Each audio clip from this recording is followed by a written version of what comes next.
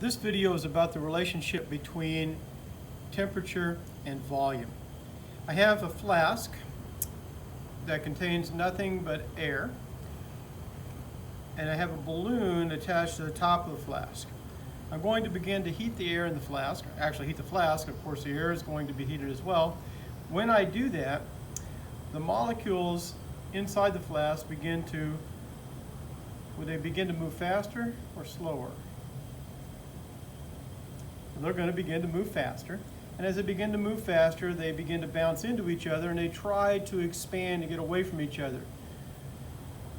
So as they expand to get away from each other, they move into the balloon. You can see the balloon is getting larger, which shows that the air inside is expanding.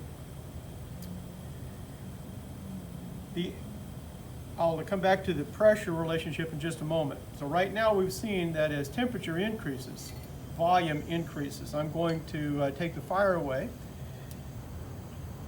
So going over here, I know it's a little hard to see over here, but in this experiment we had the temperature increasing.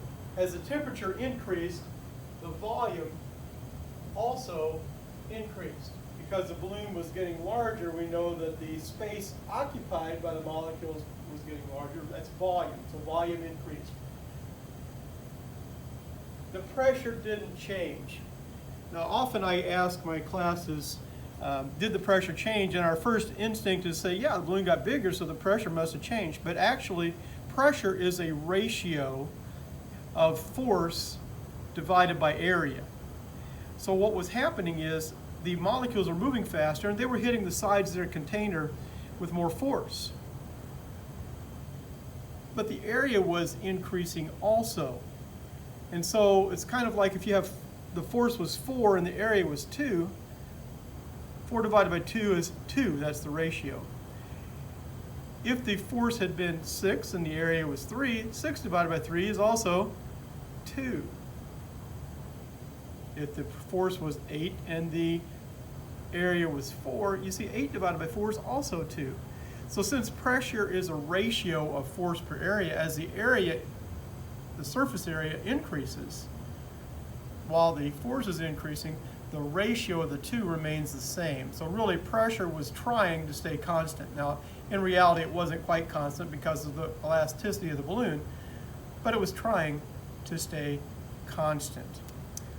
So that law, for the last several hundred years, has been known as Charles' law.